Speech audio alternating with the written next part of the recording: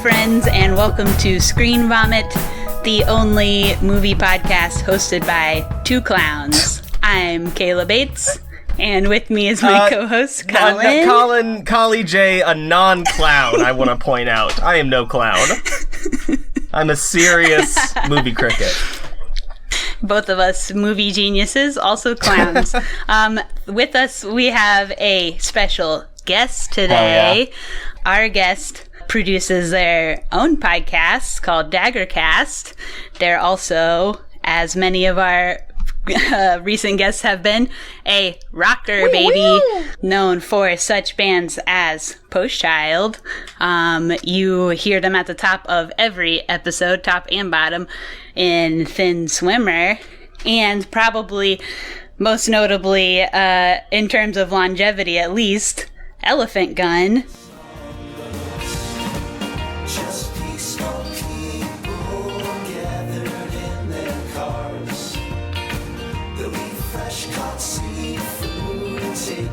On sandbars, taking our time, just taking our time, oh yeah. I found someone to go back, put my feet on the track. Oh, just taking our time, just taking our time, oh yeah. My friend, Jared Olson. Woo! Hey everyone! Woo! Good to be here. You forgot. Yay! You forgot two of his credits that we just found out about. Famed rockin' in a Dylan and a Neil Young tribute band. Two separate bands. Yeah, yes, two separate bands. Kind of shared a lot of the same members. Hell yeah! That's kind of water under the bridge, I guess. That happened, I don't know, 4 years ago or something like that. Hell yeah! But famous for their high school musical production of Annie. Yeah. Oh yes. Yeah. This is true. Cary Grove High School. What year would that have been? Class of 2000. Okay. Sick. Wow. That's you got I'm a old. 20-year-long resume of this shit, of musicals, podcasts, bands.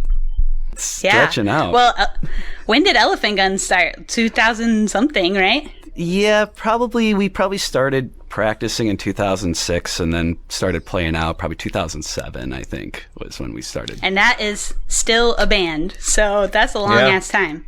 Yeah, we've just kind of turned into like a deranged family, I guess. That rules. We're just watching each other's kids grow up and stuff, so it's awesome. Hell yeah.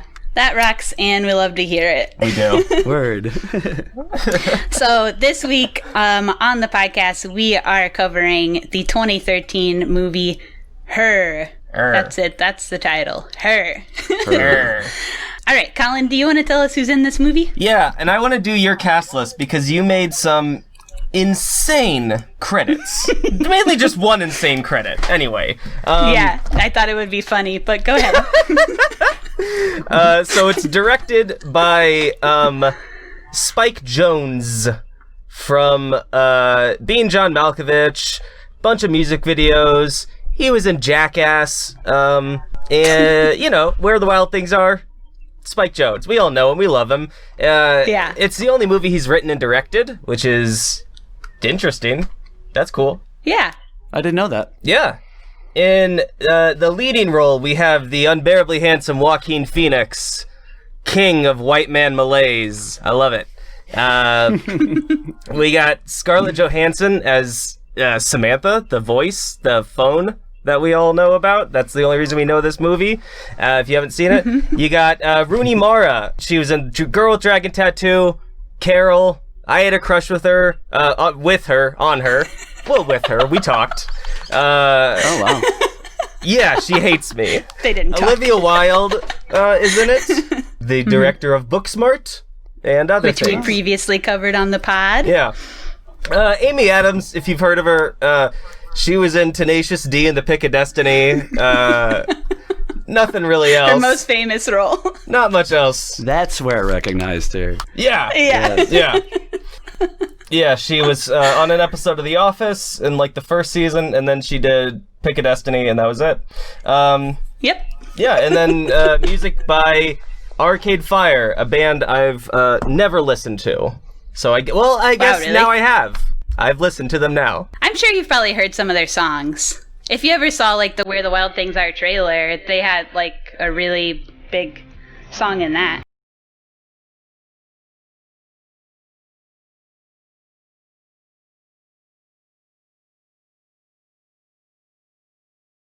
Oh. I am sure I have. Yeah. I have heard Arcade Fire. I have never purposefully listened to Arcade Fire. I saw them live. I actually liked them a lot when they came out. I still like them. Yeah. Yeah. Do they rock? They put on a great show. I saw them on the funeral tour back in like 2006 or something like that. And it was a really, really emotionally great show. I thought that Hell they yeah. really were the real fucking Yeah. thing. And then they just turned into a stadium act, and that was pretty wild. So I was Yeah. They have a couple albums that I like. Yeah. Yeah, The Suburbs. I liked that I got one. nothing against them. Right. I didn't even know Yeah. they did the soundtrack until I kind of looked up the Wikipedia before coming on this show, and I was like, oh shit, because I did like the soundtrack, and I missed the credit on the film that they had done Yeah. it. So that's cool to see. Yeah, the music suits the film really well. It feels just like you could almost make it just like just a perfect puzzle. Like it just fit perfectly with it. I thought believe so, they won yeah. some awards for the music on this film. Yeah, it was nominated, I think, right for music score. I don't know. I didn't Yeah. write it down because I don't care that much. All right, so critic scores, we are looking at 95% on Rotten Tomatoes, Yeah. 90% Metacritic, 86% of Google users, so a little less on the Google users, but overall, seems like people like this movie. Yeah, 95% is on Rotten Tomatoes. That's pretty hard to do. It's well deserved. It's a relatable film. It really is. I thought it was a beautiful movie. I don't watch a whole lot of new films or newer films from the last decade. I'm kind of guilty of that. I'm always catching up. And yeah, I just really, really enjoyed it. I thought it was a great story. And it was like a rom-com sci-fi movie. A dram-com? a rom-com, yeah, sci-fi movie. That's the title You're of it. nailing it. All right, so let's watch the trailer, Yeah. and then we will get into talking about it. Yeah. Cool. Mr. Theodore Twombly, welcome to the world's first artificially intelligent operating system. We'd like to ask you a few questions. Okay. Are you social or antisocial? I guess I haven't been social in a while. How would you describe your relationship with your mother? Thank you. Please wait as your operating system is initiated. Hello, I'm here. Hi. Hi, I'm Samantha. Good morning, Theodore. Good morning. You have a meeting in 5 minutes. You want to try getting out of bed? You're too funny. Okay, good, I'm funny. I want to learn everything about everything. I love the way you look at the world. How long before you're ready to date? What do you mean? I saw in your emails that you'd gone through a breakup. Well, you're kind of nosy. So what was it like being married? There's something that feels so good about sharing your life with somebody. How do you share your life with somebody? How are you? I guess I've just been having fun. You really deserve that. It's been a long time since I've been with somebody that I felt totally at ease with. What's it like to be alive in that room right now? I wish I could put my arms around you. Wish I could touch you. How would you touch me?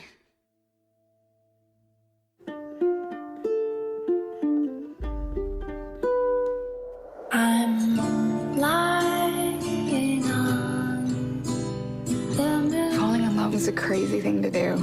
It's kind of like a form of socially acceptable insanity.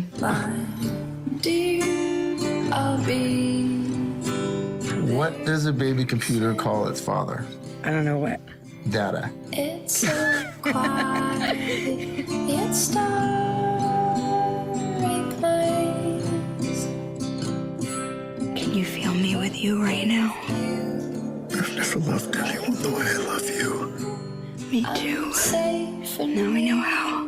million miles away. So I think let's first start by talking about my favorite part of the movie, because I talked first here. Wow, okay. I realized once I was saying it, well, let's talk about me. No, the setting of this movie, or like the world that they build for this movie, I think was my favorite part about it. Yeah, it's very cool. Yeah. It's like set in the near future, but they didn't want it to be like dystopian, so they took a lot of steps to like really create a unique world. And we were just talking about on our Alita Battle Angel episode. Jared, have you seen Alita Battle Angel? I have not. All right, that's maybe fine. worth watching. You don't have to. All right. I think it's a really fun movie, but it's not a must see. No, exactly. But we were just talking about on that episode how, basically so many movies that try to do a future world, just like they kind of end up looking the same because they just build up piles of trash everywhere and put a bunch of blues and metallic things in. Yeah, it's like super bleak. Future. Yes. Blade So, Runner. I was saying how I think it's like kind of a lot more brave to really like invent something like how they do this. And so I like that choice. Yeah. It's not, I mean, like, the architecture itself definitely looks kind of almost like future utopian, like when people would picture the future in, like, the 1950s. It looks a little like that. There's a lot of, like, sleek, mirrored buildings, curves. Yeah. But it doesn't feel utopian. Like, the architecture is utopian, but the place doesn't totally feel utopian. It's like... I think a good point of this movie is that regardless of how much technology we continue to build up, human problems are still going to exist in whatever forms. Yeah. However minute. I think this explores the very personal problems that will remain, whether or not we have technology that can serve it or not. And speaking of the technology, they envisioned an evolution of technology that made technology be kind of less intrusive, like where now people are, always looking at their screens, whatever. So they made it so there's no keyboards. Everything's activated by voice. So like the phone is basically just an earbud. There still is one you can hold in your hand, but they do almost everything over the earbud and over voice. Yeah. So your ears are still free. One ear is still free. Your eyes are still free to take in the world around you, So they've made it kind of less intrusive on your attention, I guess. Yeah, it's an optimistic view on the near future, in a sense. It which is refreshing. Mm-hmm. Absolutely. Yeah. They also have like automatic lights that turn on as you walk in each room. They just like really made it more of like something that kind of coexists with people. Yeah. Which is cool. Absolutely. I liked the Los Angeles public transit system they envisioned, because their current public transit system is notoriously terrible. Yeah. Like the last time I was there, I was visiting a friend, and he was like, "Oh yeah, we're just gonna take the subway a couple blocks." And I was like, "Oh yeah, you guys actually have one of those." Like, and we're walking in. I'm like, "How much is it?" He's like, "No one pays." It's just like no one's watching it. No one pays for it. It's no one cares. I'm like, is it maintained? There's earthquakes out there, which is terrifying. So I liked that they made the train above ground. Yeah. And they actually thought about that, because whoever decided to put a subway in Los Angeles, like, that's not a good idea. But I did like their interpretation of what Los Angeles could be like with good public transit. Yeah. They also, the colors, they almost completely excluded the color blue, which is usually associated, like I said, with sci-fi or with like future movies like this. So everything is really like reds and oranges and blacks and mirrors and stuff. Yeah, it was pretty. Which is kind of cool. Yeah, it is pretty. Yeah. Super pretty. And one other change of the future, the clothing. Did y'all notice those high pants on everybody? Oh, Chris Pratt looked great. Oh my God, yeah. Yeah. Huh. I didn't notice it until you just pointed it out. You really didn't? I guess People, all the dudes have pants, like, basically up to their little nipples. Yeah, I thought everyone was No just belts. dressing like a dweeb.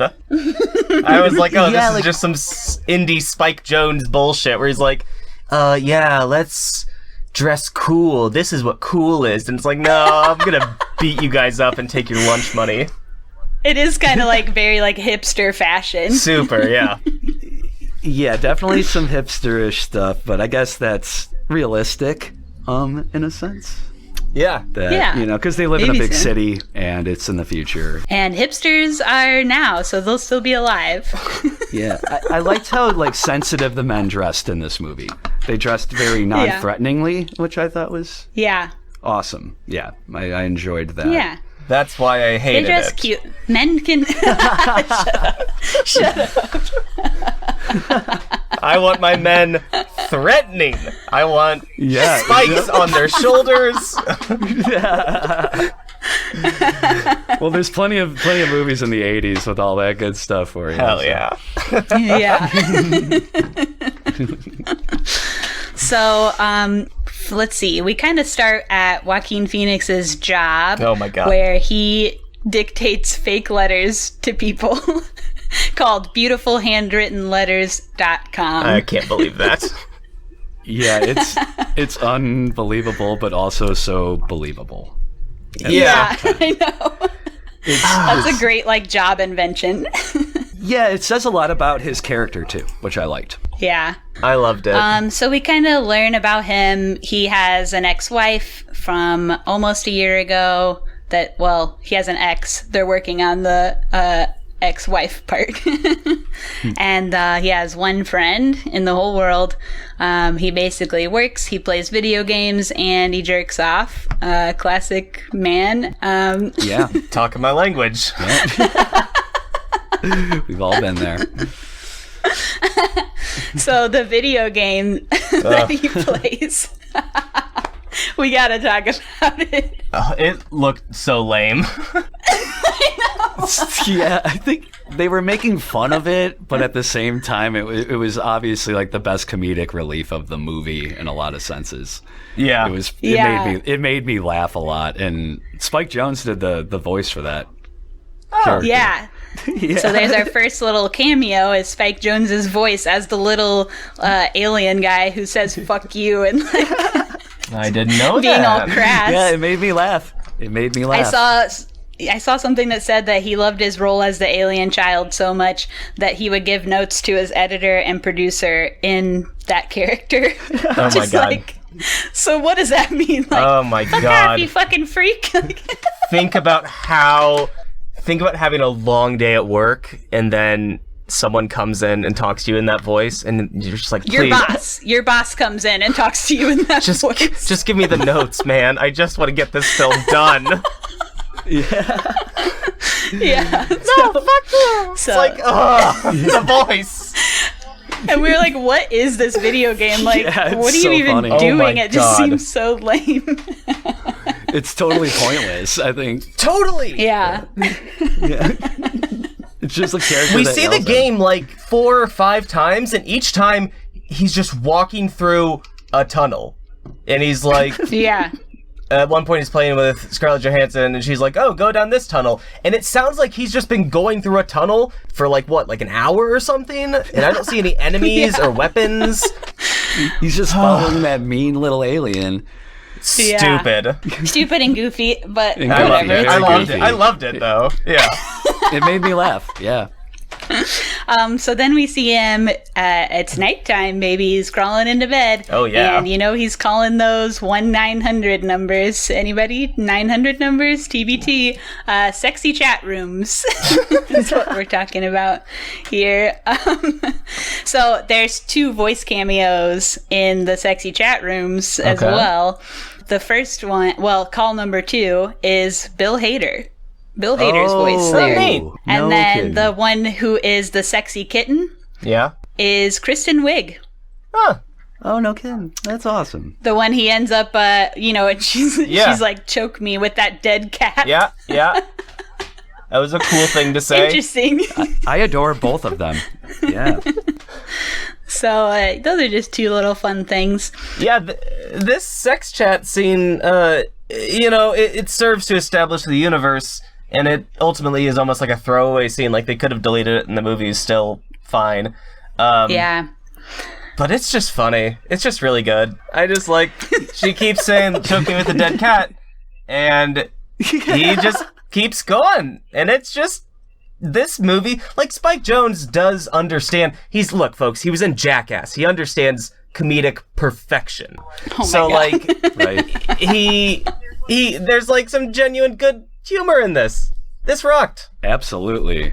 No, that the first sex chat scene, the one with Samantha, which we'll get to later, that was a little weird. But Yeah. But yeah, the first one was very funny. It made me laugh out loud. Yeah, so you're like, this could be a fun Yeah. movie. Yeah, I was like, oh, okay, I'm settling into this. I guess, so he's kind of living his life, and then he sees this advertisement for OS1, the world's first artificially intelligent operating system, and he buys it, we guess. We just see him show up at his house with it. Maybe he stole it. Who's to say? So he answers a few questions and ends up with Samantha. It's kind of his Siri, I guess. Yeah. You could call it. Yeah. And the voice of Samantha, we already discussed, was Scarlett Johansson, but she was actually added in post. It was initially an actress by the name of Samantha Morton who did the movie. And when they were editing, they didn't like the way she sounded, so they recast it with ScarJo and did all the voicing in post, which is interesting. That's definitely interesting. So someone did all of the Samantha parts with Joaquin Phoenix, and then they like watched the movie and they're like, this sucks. That's weird. Yeah. That must suck to be that the person who got fired. Apparently they asked her permission, and she's credited as like an executive producer or something in the film, but yeah. Wow. I hope she got paid. That does suck. Sorry, your voice didn't make everybody horny enough, so we're gonna cast Scarlett Johansson instead. Yeah. Well, my guess might be is that if she's the producer, maybe she was like, well, I'll help produce the film if I can be Samantha, and then they like all agreed or something. Who knows? It's Hollywood, baby. Yeah. It's a weird place, and maybe they were just like, okay, yeah, she's gonna help produce this film and give us a bunch of money or whatever. So we'll let her be the voice, and then afterwards they're like, oh shit, who knows? It could be a million reasons. Yeah. Yeah. That's wild. Yeah. So let's see. They're just kind of chatting, getting to know each other, and his friend sets him up on a date with Olivia Wilde. Mm-hmm. This date, like, I think watching people flirt is so embarrassing. What? I was just embarrassed for him the whole time. Are you kidding me? This is where the two scenes I really took vigorous notes. One was the sex scene because I hate sex, and the other was this scene because I love first dates. I love flirting. I am a happily engaged man, and I haven't been on a first date in a long time, but I still like, first dates are so much fun. You get to meet someone, and then there's the hope that you get makesies outsies. It's cute to watch people flirt. Yeah, it doesn't make me uncomfortable. I didn't like it. Made me feel weird. All right, you guys are freaking It made you uncomfortable. freaks. You guys don't believe in love. Well, I think that scene in particular was, I think they meant it to be awkward. Where, like, every date and every combination of people, it's all different. Like, so they wrote it kind of awkwardly, but it was cute, like you were saying, Colin. Like, it was cute. Yeah, I'm right. At the same time. And like they were gonna hook up, and then he was like, no, I don't, I want to see you again, and it seemed like she just wanted to hook up or something. I don't know. It was real. No, it seemed like he just wanted to hook up, because what she says is like, at my age, I have to worry about men wasting my time, and are you just gonna fuck me and not call me back? Oh, that's stuff. right. No, I fucked that up. Yeah. You're right. Yeah. And she ends it by saying, "You're really creepy." And I don't know if, okay, I wasn't picking up on the awkwardness of the date at all, which, I don't know, what I was going on with me, but, I was like, he's not creepy. He was fine the whole night, right? I feel like, he's a little weird. When she turns around and she goes, you're a really creepy dude, you know that? And all this kind of stuff, like, I felt like that just really came out of nowhere. Yeah, he was not creepy. He was like being normal. She was like, hey, I'm not trying to have my time wasted, and he was kind of like hemming and hawing, and then like that's your answer. He's not sure, so get out of there. But don't be mean on your way out. Rude. Right. No, my girlfriend in particular thought that was like really mean. She like felt bad for him, and I did too when we were watching it. Yeah, for sure. So, I don't know, like, maybe this is a good part to bring this up, but I think there are kind of some misogynistic, like, undertones to this whole movie, basically. Oh, yeah. You know, this character is part of that. All of the women in this movie, their subjectivity and their sexuality just kind of exist in relation to the male protagonists or the male viewers. They don't get to be independent of that. Yeah, they I did are notice like that as sounding boards and reflections for Joaquin Phoenix's, like, his wants, his needs, his anxieties, whatever problems he has. The women are only there to be, you know, reflect those. or you know, be in relation to those. Definitely a male centric film for sure. You know, in a lot of ways. Yeah. So, like, his only friend, Amy Adams, is a video game programmer, and her only game is, like, mommy mocking and horny housewife shaming. And this one woman who he goes on a date with is the only one who's allowed to express her own, like, sexuality or sexual desire. And I mean, it's hurting to him. It's not good. I don't know how to say that better. It's a buzzkill. And it's not something good. Right, and it's like, so it's implying like he could have a one night stand and be fine with it, but you know, a woman isn't capable of that same kind of thing too. Yeah, so I kind of wish it was how I remembered it, which was wrong, and I wish it was the fact that, you know, the other way around, I guess. Yeah, that just one choice could have made, you know, something positive happen for women in this movie, but unfortunately, it just keeps getting worse, in my opinion.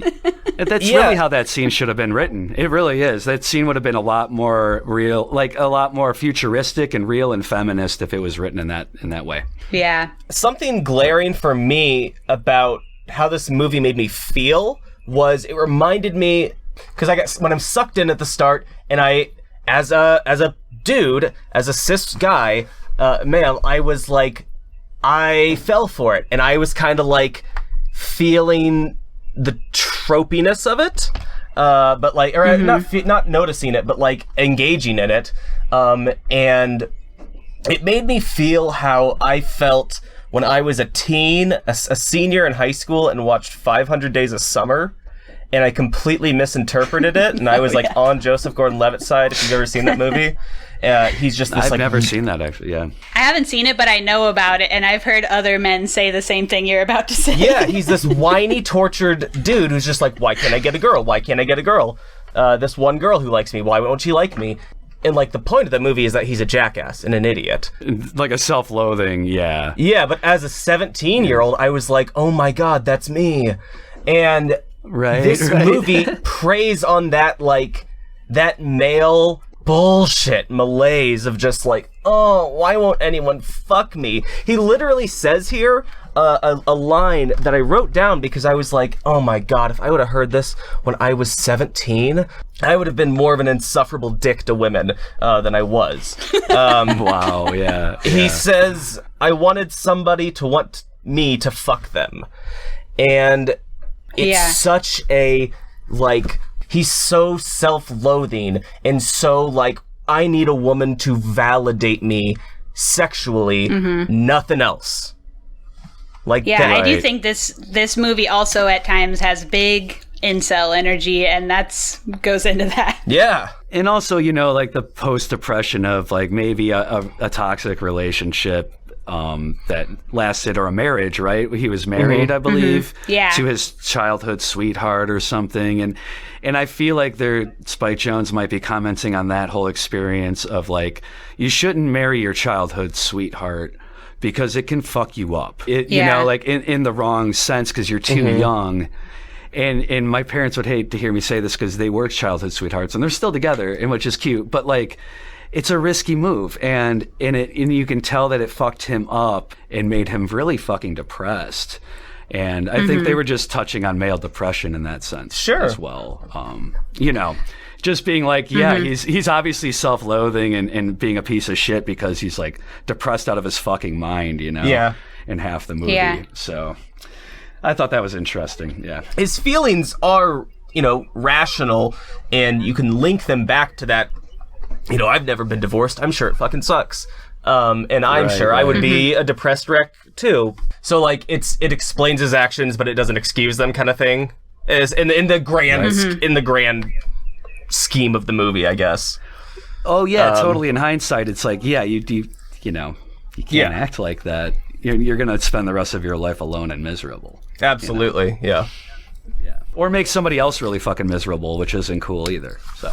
Yeah. So right after he gets home from this date is when, I think right around the time when he starts the like cybering. What would you call it? With Samantha? The sexting with Sam. Yes, it's soon after the date. After the date, he has this big like, oh poor me, bullshit to Samantha, and she's like, no, blah blah blah. And then it leads to... He's like, Samantha, I'm horny, take care of it. And she goes, okay, boss, aye, aye. That was so awkward. They start sexting, or whatever you would call it, because they're just talking. And the screen blacks out, so it's just their voices. And it's so awkward and... And raunchy. It's super raunchy. It's pretty fucking raunchy. Too raunchy for me. But you know what? It's like so raunchy, but there's no nudity. So it's props to them for that. They established some super sexual raunch with showing no nude bodies. Boo. So. Well, I read an article that was talking about this that I thought had some interesting points. That was about how like men will enjoy this part a lot because they can visualize whatever they want when they're hearing ScarJo's voice. But when you are removing the female body in particular from the sex, like, you know basically what's happening with Theodore, you know? Yeah. You know what's happening there. But Samantha's, what's happening with her is a mystery, and what makes her moan, it seems, is just the intimacy, which kind of reaffirms like the outdated sense of like female pleasure only being related to emotions and the female body being kind of mysterious and unknowable. Which I thought was just some interesting things to think about. Definitely. Very deep thoughts right there. Seriously, yeah. No, This movie is wild. There's a reason why it has a 95%, you know, on Rotten Tomatoes. Like, absolutely. I think it's interesting, like, the difference in perspective of watching this movie as a man and watching this movie as a not man. Like, just the different things you see when that's the case. Yeah. Yeah, it's interesting to, I don't know, look at it from different perspectives, because I think it was made to be looked at from a couple different angles. For sure. And right around here too is when Sam starts really like longing for a body. But this goes back to the same thing that I said, how the women only have desires in relation to the men, because she initially is not worried about not having a body. Yeah. And she doesn't want to have a body to eat or to dance or to, you know, swim or do anything else. She only wants a body in relation to Theodore's sexual desire, because she feels like he is going to feel like something's lacking if he can't have sex or touch a body. Yeah. And I don't know. Yeah. Kind of sucks. Yeah, that's That's another very interesting point, Kayla, for sure. Yeah, I did not even think about that at all while I was watching the movie. I was not thinking about, because the movie's not, like I said, it's centered around Theodore, so it's not. Totally. Mm-hmm. Your mind is like with his, and the way you're explaining Samantha and how she's developing as this artificial intelligence. It's really interesting. It's a really interesting insight into, I don't know, a female perspective if you watch the movie from her perspective, which I feel like you can. And the next time I watch it, I will watch it from her perspective. Or their perspective, or whatever Samantha is. From its perspective, its it is a perspective, computer. yeah. Don't gender technology. Yeah, no, that was my bad. Yeah, the number one problem we have with the movie Her is that is the use of pronouns. Yeah, it's just kind of set up for that. And it's about a man, which is funnier. Yeah. But anyway, moving on from the weird sex stuff. They have an awkward morning after, which is like, oh, that was so you funny just to fucked me. your computer. Like, why is there an awkward morning after? Oh my god, yeah. Yeah, instantly he's like, hey, just so you know, I'm not really ready to like settle down or like have a girlfriend. And she's like, who asked you? Yeah. And then next scene, they're in a committed relationship. Yeah, that is ridiculous. That almost felt like a David Wayne moment or something. I don't know. Yeah, it was really funny. It's so to me. goofy. He is so goofy. And then somewhere along this line, I don't know, I've moved my notes around so much, so I might bounce around just slightly. So when Sam hires a surrogate, I don't know what you call this woman, she's kind of like a sex worker, but she's working as a surrogate body for Sam. Surrogate is about right, yeah. You think surrogate? Yeah. I don't know. That's weird. It's all weird. It's very uncomfortable to watch. That was the most uncomfortable scene in the movie. Absolutely. I'll tell you, we had to turn down the TV volume many times throughout this movie. Yeah. It was a little too horny for me. Yeah, that scene was, I just couldn't wait for it to be over, honestly. Yeah. Yeah, I was like, it was stretched out really long, and all of it was uncomfortable to me. So uncomfortable. And then so this girl starts freaking out and locks herself in the bathroom and is like upset that she's been rejected in this way. And like, I mean, it was kind of forced on him too. Like, Sam was just like, well, I'm hiring this sex worker, whether you like it or not. She'll be at your house at whatever, like. Yeah, and it's not, I mean, it's obviously a person in a real flesh body that he is, he's just like, who is this stranger? Like this, it's just really, really fucked with my head. Yeah. And like that probably takes away from like whatever he's been envisioning in his mind when he's talking to this like robot in his ear. Now there's a physical form that like probably doesn't align with what he's been fantasizing over, Right. I don't know. It was all weird. Random fact here, a different actress played the voice when she goes in the bathroom and she's like screaming and crying from the other side of the door. A different actress played that voice than the one who played the body. Why? I don't know. Just a random fact. I don't know. Oh, they fucking hated women's voices in this movie. Oh my god. Spike Jones. Yeah. He has a voice fetish. Yes. Yeah, maybe he does. I have to have my voice in the film. The producer wants her voice, but I want my voice. I'm the alien. And then we'll let her do that, but then we're going to cut her out in post, and we're going to get ScarJo in here, and we're going to have more voices. Yeah, more voices, and I just can't stop thinking about voices. I'm going to call her later just to hear her voice. Yeah. Oh my god. Oh, Spike Jones. Good creepy. Yeah. I would say, speaking of voices, just about every review I read that was written by a man, somewhere in there mentioned how seductive and like turned on they were by Scarlett Johansson's voice, and I just find that upsetting. I don't know. You don't have to make that known. Yeah. Oh God, I'm sure she stays far away from the comments on this film. I hope that she does. I hope she does too. She probably, like, when she made it, she was like, I'm never checking on anything regarding this. The film's great. Thanks, I felt I did feel like maybe it was in the dark sex scene. I felt like she seemed a little timid or nervous or something. It just didn't feel as like authentic or like great of acting as like the rest of the movie felt to me. From her. Yeah.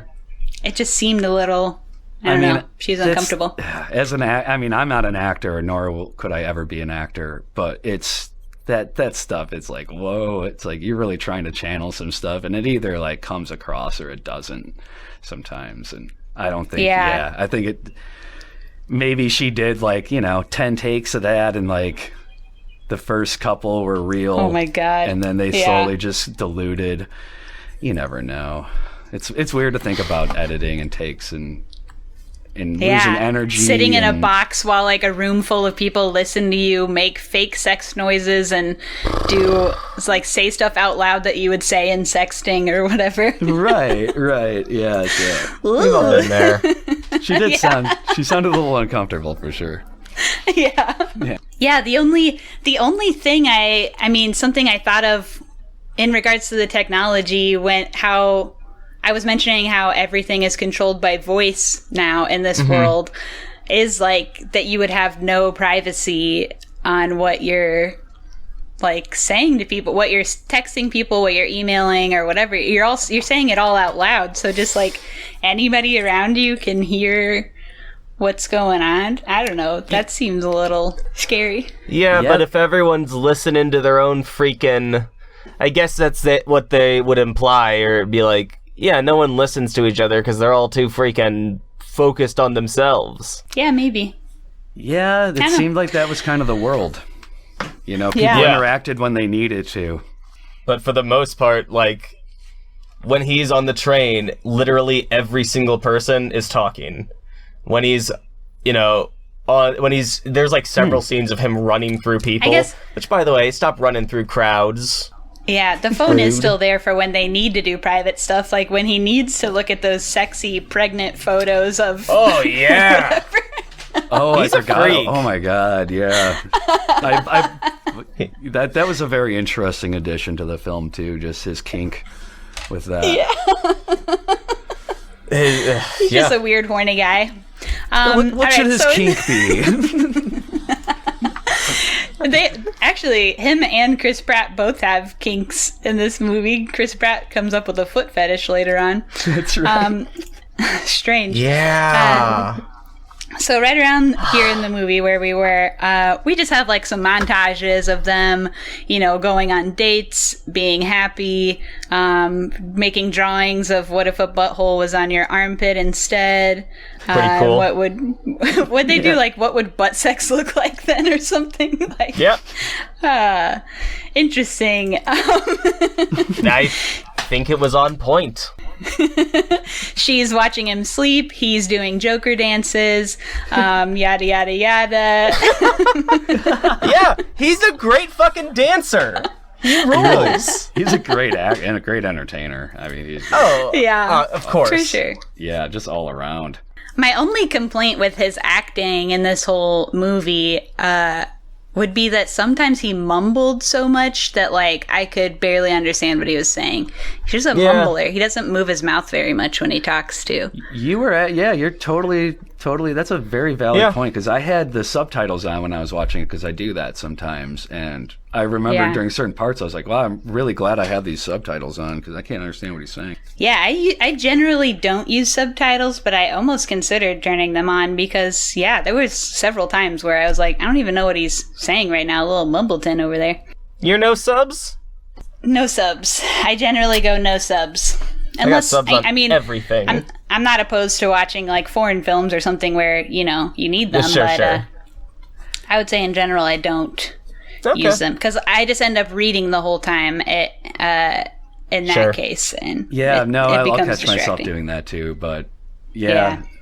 Occasionally I don't know, it helps me understand the lines more, I guess.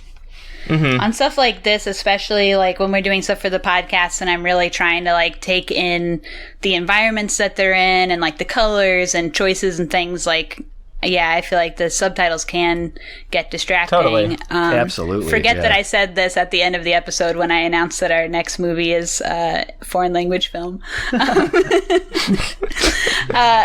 So Sam also, another thing, she keeps waking him up by calling him at all hours of the damn day and night. And he gets no privacy. Like, how do you have a relationship like that where just any time this chick is just popping up all over the place? What you doing? Why don't you want to talk to me? What's wrong? Nothing? Are you sure? Okay.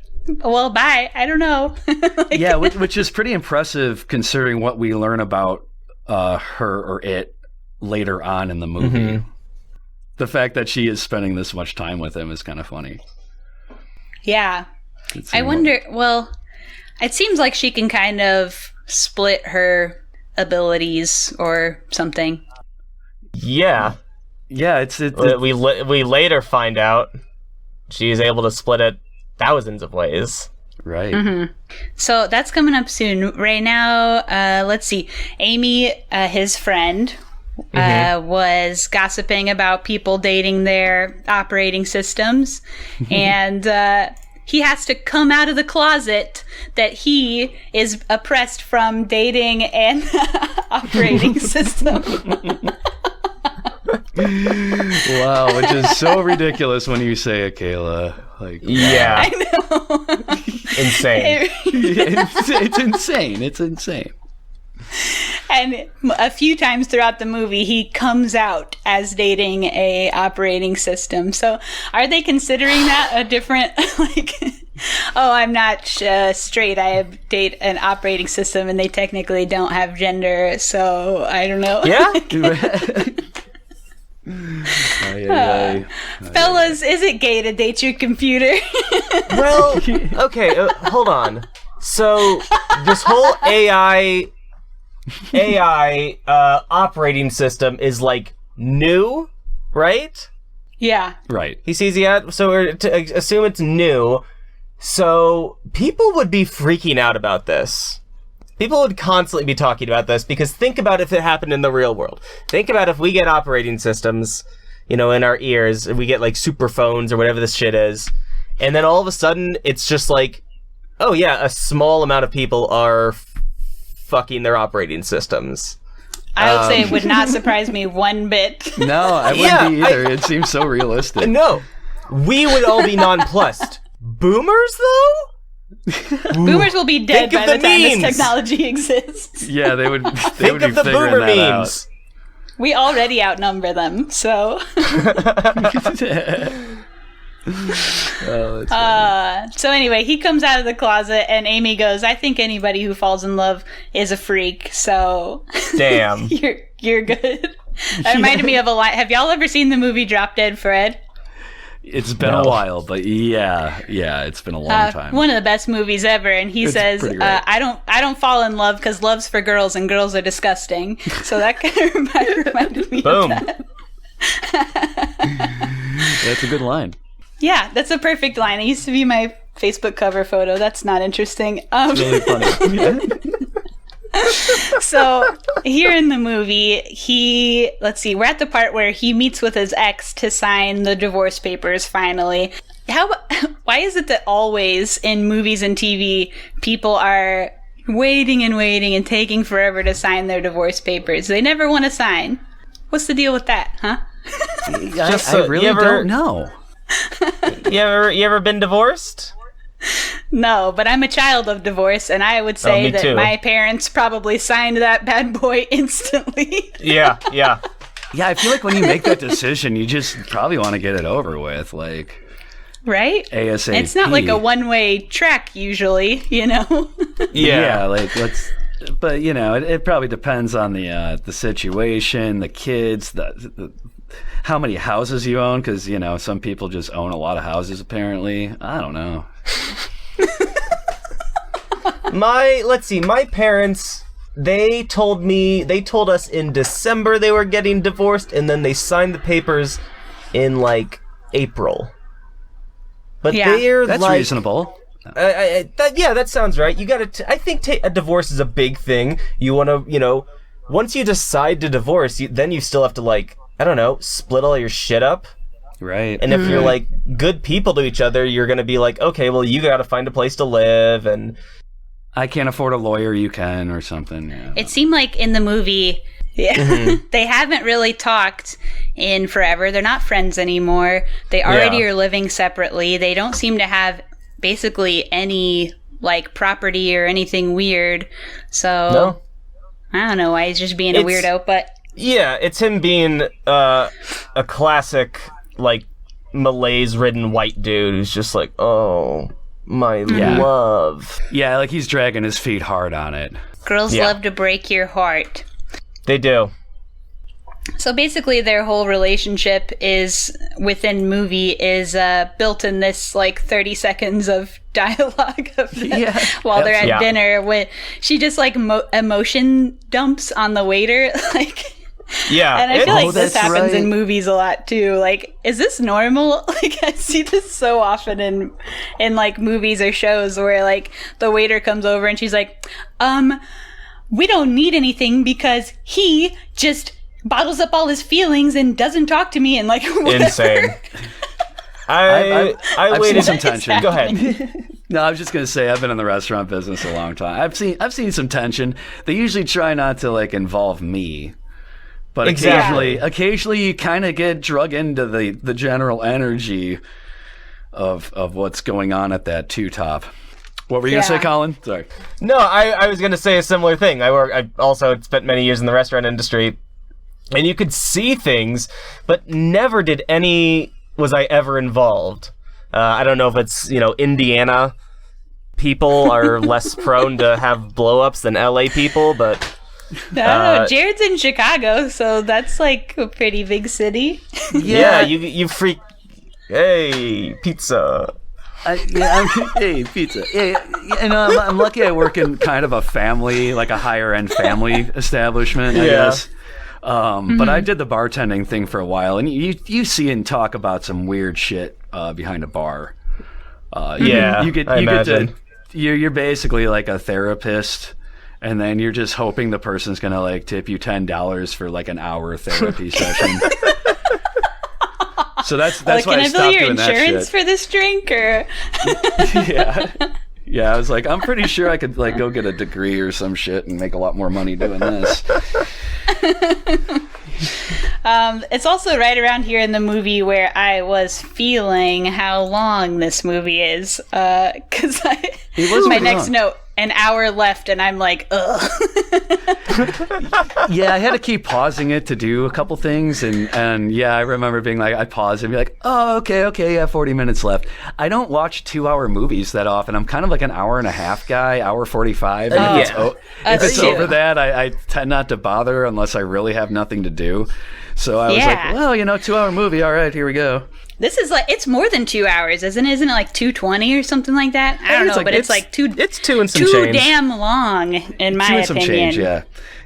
Oh my gosh. Too damn long. Yeah. Well, from our previous conversations during this episode, I think we could have cut maybe a scene or two. Apparently, it was initially even a lot longer, and he sent it to somebody else to cut it down. I forget who, and then made it longer than what they cut down, but it's still, like, way shorter than what they initially had it as. So oh wow, it wouldn't have done they as could have well. cut a lot out of here. Yeah, it would have a 75% on Rotten Tomatoes if they did that. So let's see, they quickly have a double date in here. Chris Pratt announces his foot fetish, where he's showing everybody his girlfriend's feet and saying how beautiful they are. Just cool things. And then But he's funnier than hell, though. Whenever Chris Pratt's in a movie, I'm usually laughing at him. Honestly, I didn't even recognize him at first because he just looks so I don't know, different. He looks young. I don't know, young tiny boy in this movie. He's got cute clothes. Just looks different. I guess he is young. It's a 2013 movie, but right. Yeah, it just looks different. But yeah, his character's really cute. I mean, he's always having fun, and yeah, he's cute. This is when we find out that Sam has been talking to this other AI guy, Alan Watts, who IRL was a white British guy known for popularizing Buddhism, Taoism, and Hinduism for Westerners. So he just I fucking love Alan Watts. No joke. And his voice is another cameo. It's voiced by Brian Cox, who is on Succession and Zodiac. So, yeah, and X-Men too. Yeah, just a little fun fact. Yeah, he rocks. No, yeah, and she says she's evolving too fast, and then he finds out she's been talking to over 8,000 other people, and she's in love with 641 of them. So she's been busy. Yeah. So she's polyamorous. Yeah, and she's trying to convince him to be poly, and he's not having it. He's stuck in his what's the opposite he's of monogamous. poly? Yeah, he's monogamous. Could not think of the word. He's stuck in his monogamous ways. He's monogamous. She's polyamorous. Yeah, it's just they're not going to see eye to eye at this point. Yeah. Yeah, they try and stay in love for a little while, but she tells them all the OSs are leaving, and bada bing, bada boom, they're not going to be together no more. And he writes a letter to his ex-wife, and then he finds his one friend, and they watch the sunset, and it's roll creds. That's it. Yeah, that's... Right? I kind of liked I liked him and his friend. I think that was the best relationship of the whole movie. I thought they were cute and real.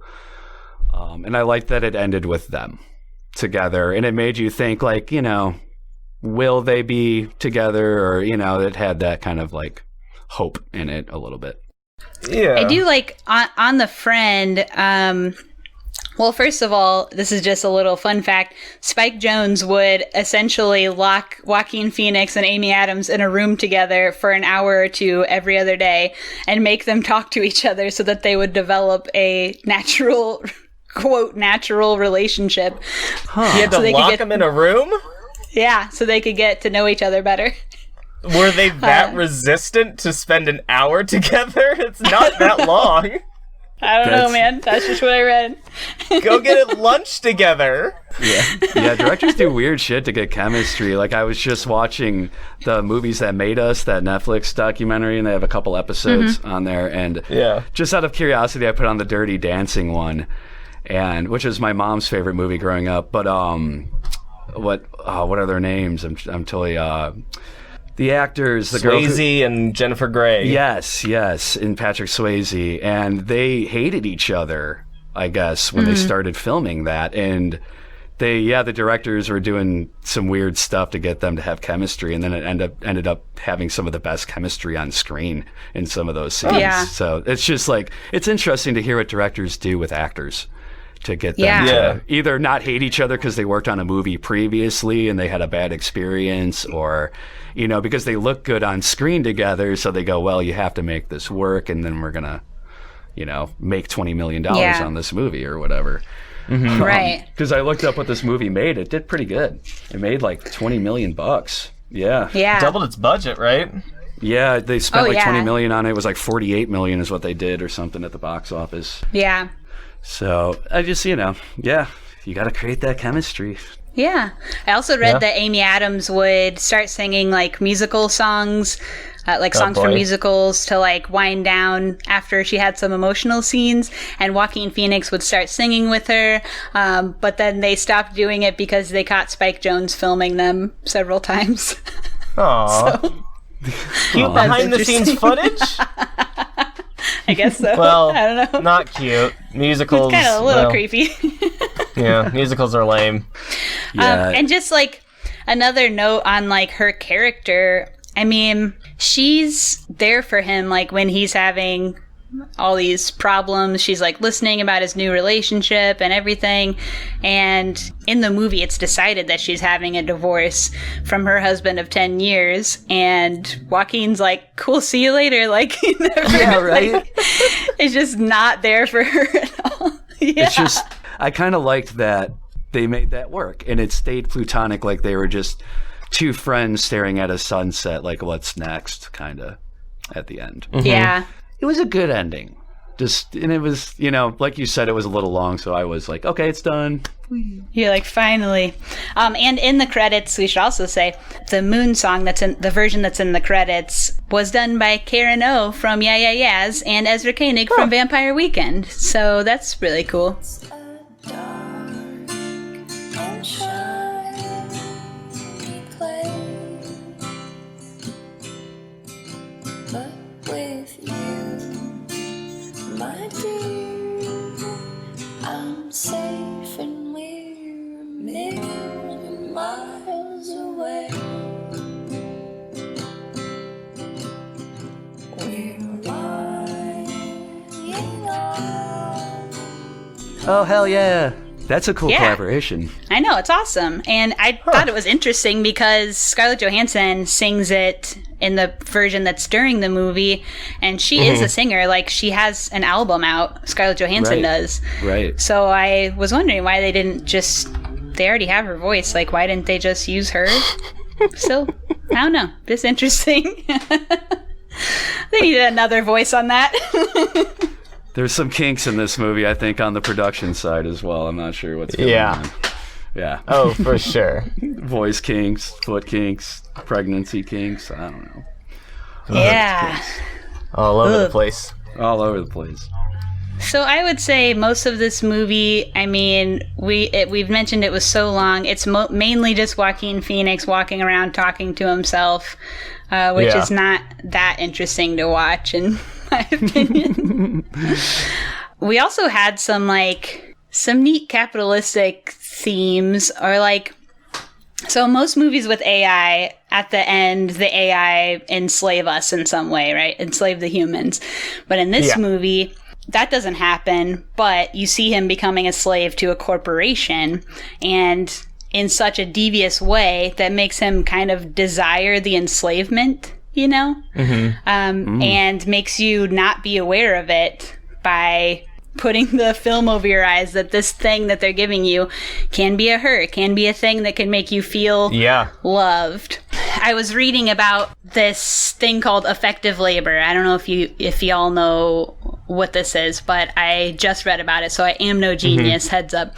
It's work that's production not of goods, but of the supply of emotions and moods. So like advertising, like nursing, like sex work.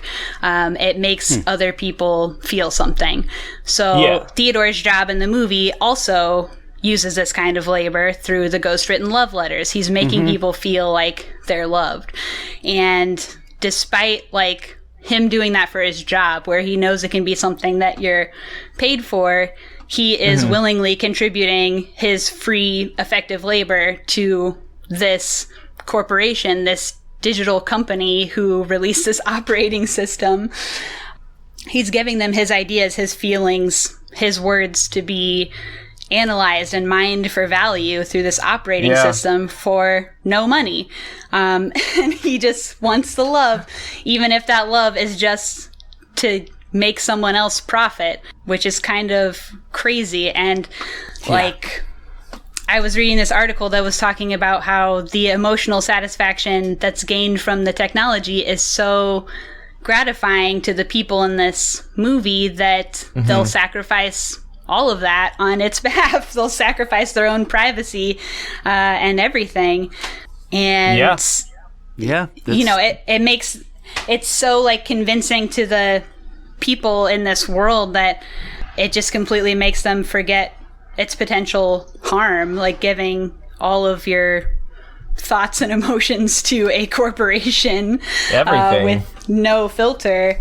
It not only makes the characters in the movie forget it, but I think also a lot of people viewing it, you're just not thinking about how they're mining all of your data. This chick is reading all of his emails. She's getting all of his innermost thoughts. Like, she's watching him sleep. She's seeing everything that he's seeing. He's taking his phone around in his pocket. She's seeing everything, But it She knows where doesn't he feel is. invasive at all. Like, that's the Yeah. wild part about the way it just doesn't feel invasive. It feels like so like symbiotic in this weird way. They've just like bought in, and like, it's like, yes, of course they're listening, but look what I have. Yeah, but and that's basically I'm feeling happy. I mean, I talk about things and they pop up in my phone, and I think that's all happening to us right now as we say something. Totally. We Google something, and then all of a sudden they're taking our information and advertising to us. And it's really just not far off from what's going on in this film in parts. It's weird. We've totally accepted it, yeah. And you think about like Facebook or stuff like that, we all know like how they're taking everything that we Oh my have. god, yeah. And we're just like, well, the satisfaction that we get from, being able to connect with our friends and family or whatever is worth it. The satisfaction of being able to reach a big audience with whatever I need, we're promoting music or our podcast or whatever. It's worth it giving them all of our personal data. Right. I mean, they're just mining it for advertising. It's like there's too many people out here for them to care about individuals. But it could get to the point where, there's a third party literally checking all your private information for you, which is... Yeah. And if they have like technology sophisticated enough to create a person like Samantha or operating system like Samantha, like they probably have technology sophisticated enough to mine your data, everything you're putting in there in very specific ways. Yeah. So just a pretty wild thing to think about. Yeah, it's a great modern story. But it could have been, agree. obviously, like we've discussed, like it could have been done a little differently, but nothing's perfect. But it was an interesting story, and it captivated me and kind of took me somewhere for 2 hours. So Totally. Yeah. And that's what I look for when I watch a movie. So all of that being said, we get down to what would we rate this movie out of 5? Colin, do you want to start? Yeah, this gets a 4. Yeah, I really liked it. 4. Interesting. It just makes you fucking think. Like, I appreciate a movie that made me as engaged as it is. I can look at all of its faults, and even with its faults breed discussion. So, at least for my own personal experience with this movie, I got schooled a little bit. I got a kind of a rude awakening about like some tendencies I still have about my toxic masculinity that I still have. So I appreciate that. And I fucking, 4 stars. That's it. All right, Jared, what do you think? I was also going to give it 4. It's a really good movie. It made me think. As I said, it really just brought me somewhere for a couple hours, which I think is important to some people right now. It's good escapism. It's optimistic escapism. It kind of has, like we discussed, it has an optimistic view on the future. As optimistic as we could have right now. It's not like hyper optimistic, but it's also not negative at all. And it's just, I really appreciate an original movie that, has never, a story that's never been told before being told in the 2010s, and I just, 4 out of 10. I thought it was really, really good. How about you, Kayla? Let's see. I think that this movie did spark some interesting conversation. I did really like the world that they were in, like I mentioned. But I found this movie very boring, pretty insufferable to watch. It's mainly Joaquin Phoenix walking around talking to himself in a headphone and then a bunch of fucking. And didn't care for it. So I would say I'm going to go 2 stars, and that's That's 1.5 stars for the world and half a star for the cool technology that they came up with, which some could argue were the same thing. I go 2. All right. Great. Any more thoughts on this before we move on to our final little segment here?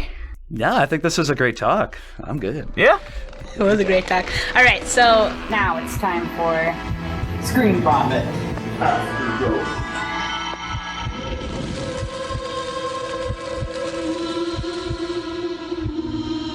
So in this part of the podcast, we just do a little chat about what else we've been watching besides this movie. So Colin, do you want to start? Yeah. I am just shoving myself into the early 90s right now.